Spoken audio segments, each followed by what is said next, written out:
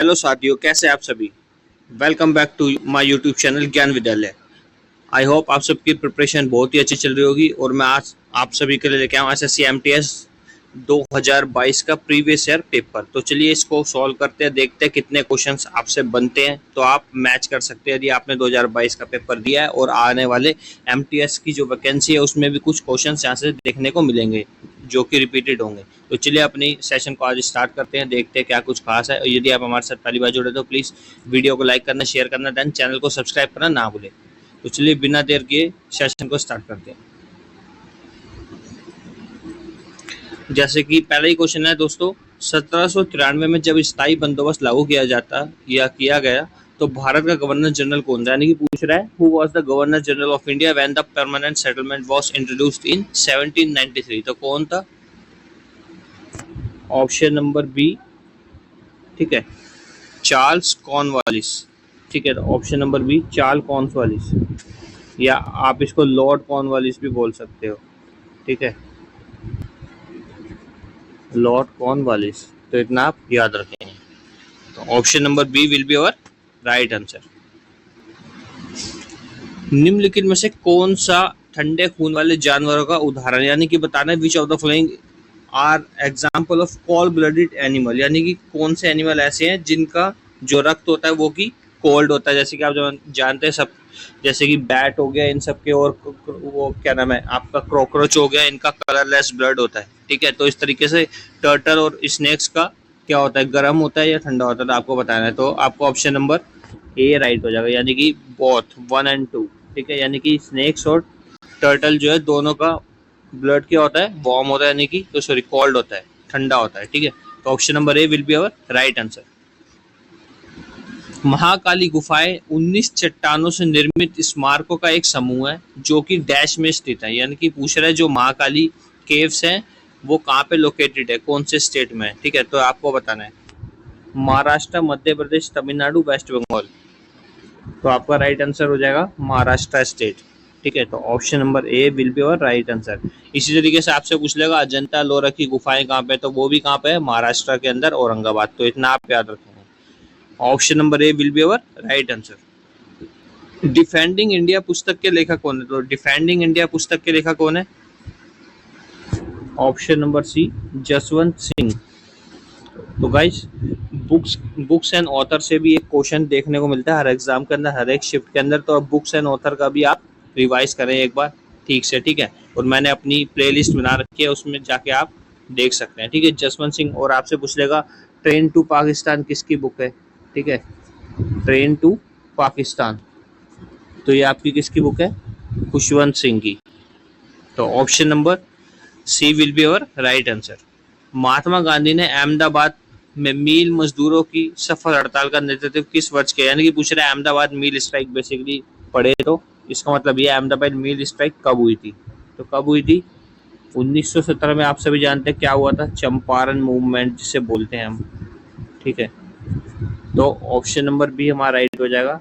1918 में अहमदाबाद मील स्ट्राइक हुई थी। ठीक है, और 1919 में क्या हुआ था, रॉलेट एक्ट आया था। ठीक है, तो ये भी आप याद रखेंगे। और दूसरा क्या हुआ था, सबसे इतिहास की सबसे फेमस इंसिडेंस जो हुआ था वो कौन सा था, 13 अप्रैल 1919 को जलियांवाला बाग हत्याकांड जो हुआ था। ठीक है, तो ये भी आप याद रखेंगे। तो option number B will be our right answer. निम्नलिखित में से कौन सा अधिकार भारतीय संविधान के तहत मौलिक अधिकार नहीं है। ठीक है, तो आपको बताना है राइट टू इक्वलिटी है, समानता अधिकार, राइट अगेंस्ट एक्सप्लॉइटेशन जिसमें आर्टिकल 23 से 24 में बात की गई है, राइट टू फ्रीडम भी है। ठीक है, राइट टू प्रॉपर्टी जो था वो पहले था लेकिन अब नहीं है। तो option number D will be our right answer. ठीक है, अब राइट टू प्रॉपर्टी जो है वो क्या बन गया है, वो लीगल राइट बन गया है आर्टिकल 300 पार्ट ए के तहत। ठीक है, तो इतना आप याद रखेंगे। Option number D will be our right answer. जब केंद्रीय शिखर या गुंबद जैसी संरचना से धाराएं अलग अलग दिशाओं में प्रवाहित होती है तो कौन सा जल निकासी पैटर्न बनता है, rectangular pattern, dendritic pattern, trellis pattern या रेडियल पैटर्न। तो कौन सा बनता है? Option number D will be our right answer, यानी कि रेडरिक पेटल बनता है। ठीक है, तो ऑप्शन नंबर डी हमारा राइट हो जाएगा। गाइस, सेशन अच्छा लगा तो प्लीज ज्यादा सब्सक्राइब करें, शेयर करें।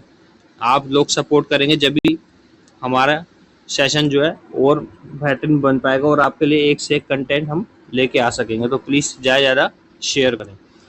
अगला क्वेश्चन है, माच किस भारतीय राज्य का पारंपरिक नाट्य रूप है? तो माच बेसिकली पूछ रहा है वो किससे रिलेट करता है, कौन से स्टेट से करता है? तो आपका मध्य प्रदेश से करता है। ठीक है, तो option number A will be our right answer. इसी तरीके से कर्नाटक से कौन सा किया जाता है आपसे पूछ लेगा, नृत्य है, तो यक्षगान होता है। ठीक है, इतना आप याद रखेंगे। नागालैंड से आप सभी को पता है कौन सा पूछा जाता है, और आसाम से बिहू पूछा जाता है। ठीक है, तो इस तरीके से आप याद रखेंगे। Option number A will be our right answer. तमोस्को भी बोल सकते हो या तस्मोगो। झील हिमानी झील है जो कि निम्नलिखित किस राज्य में स्थित है? यानी कि पूछ रहा है दो, जो कि तस्मोगो झील है जो कि निम्नलिखित में से किस राज्य में स्थित है? तो कहाँ स्थित है वो? ऑप्शन नंबर सी सिक्किम के अंदर स्थित है। ठीक है, और गाइस पूछता सिक्किम की सबसे लंबी नदी कौन सी है? तो इसको भी आप याद रखेंगे। किसी किसी बुक में रंगित भी लिखा है या रिंगित भी लिखा है। ठीक है, रिंगित, रिंगित नदी या रंगित नदी, और एक बांध भी है रिंगित नदी पे बना हुआ है, तो ये भी आप याद रखेंगे। तो option number C will be our right answer. आवर्त सारणी में एन किस रासायनिक तत्व का प्रतिनिधित्व करता है? What chemical elements does N stand for in the periodic table? तो एन किससे रिलेट करता है? Basically nitrogen. तो ऑप्शन नंबर बी हमारा राइट हो जाएगा।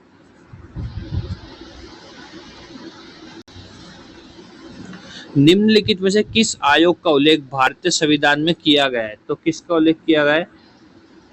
Union public service commission, national commission for women यानी कि राष्ट्रीय महिला आयोग जिसे बोलते हैं आप हिंदी में, कंपटीशन कमीशन ऑफ इंडिया या नेशनल ह्यूमन राइट्स कमीशन? तो किसका किया गया है? Union public service commission. ठीक है, तो यूपीएससी। तो option number A will be our right answer. Pandit Ravishankar मुख्य रूप से निम्नलिखित में से किस संगीत वाद्य यंत्र से जुड़े हुए हैं? तो किससे जुड़े हैं? बेसिकली आप सभी जानते हैं सितार से जुड़े हैं पंडित रविशंकर जी। इसी तरीके से आपसे पूछता है कि फ्लूट यानी कि बांसुरी से कौन कौन जुड़ा है? तो बांसुरी के भी आप याद रखेंगे, हरिप्रसाद चौरसिया जी हैं।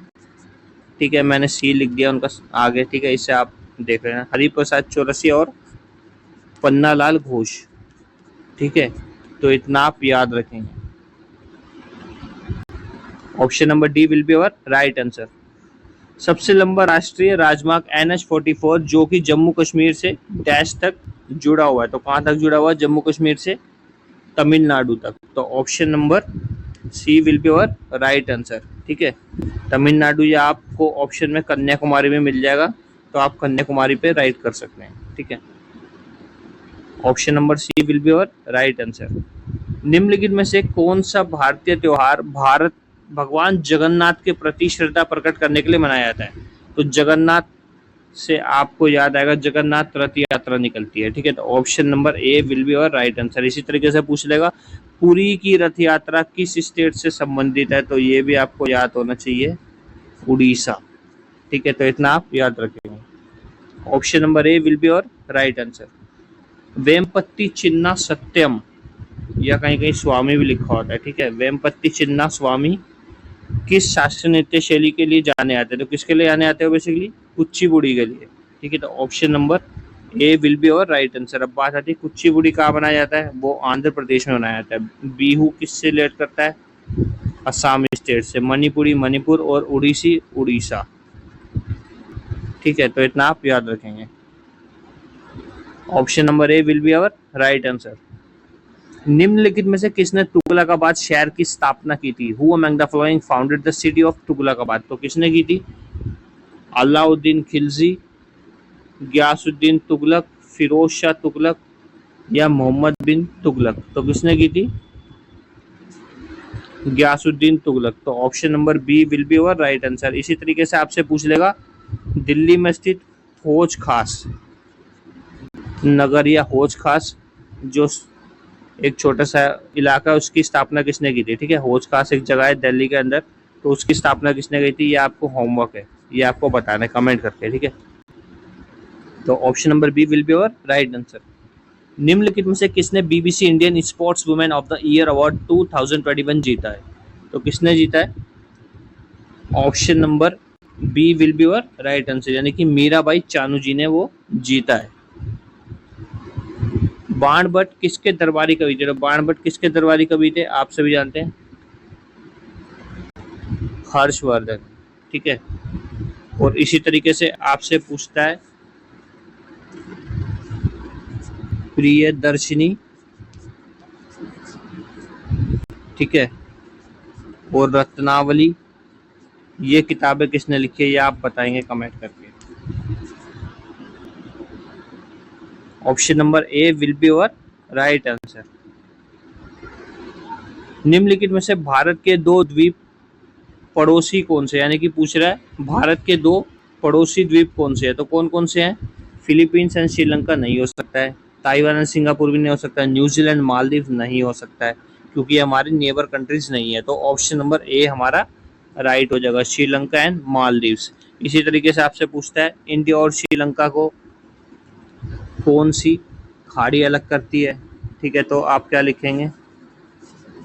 मे ऑफ मन्नार भी बोल सकते हो, यानी कि मन्नार की खाड़ी भी बोल सकते हो, या आप बोल सकते हैं पाक स्ट्रीट। ठीक है, पाक स्ट्रीट, या एक और होता है आदम का पुल। ठीक है, तो इतना आप याद रखेंगे। कौन सा ब्रिज है इंडिया और श्रीलंका के बीच में? तो इस तरीके से आप याद रखेंगे। तो option number A will be our right answer. जनगणना 2011 भारत के कितने राज्यों और केंद्र शासित प्रदेशों में की गई है? यानी कि 2011 की जो सेंसस हुई थी वो कितने स्टेट और कितने यूनिट टेरिटरीज में की गई थी? 40, 45, 28 या 35? तो option number D will be our right answer, यानी कि 35 टोटल यूनिटरी और स्टेट्स में की गई थी। तो option number D will be our right answer. इसी के साथ दोस्तों हमारा सेशन खत्म होता है। यदि आपको अच्छा लगा तो प्लीज़ ज़्यादा से ज़्यादा शेयर करें, लाइक करें। Thanks for watching my video.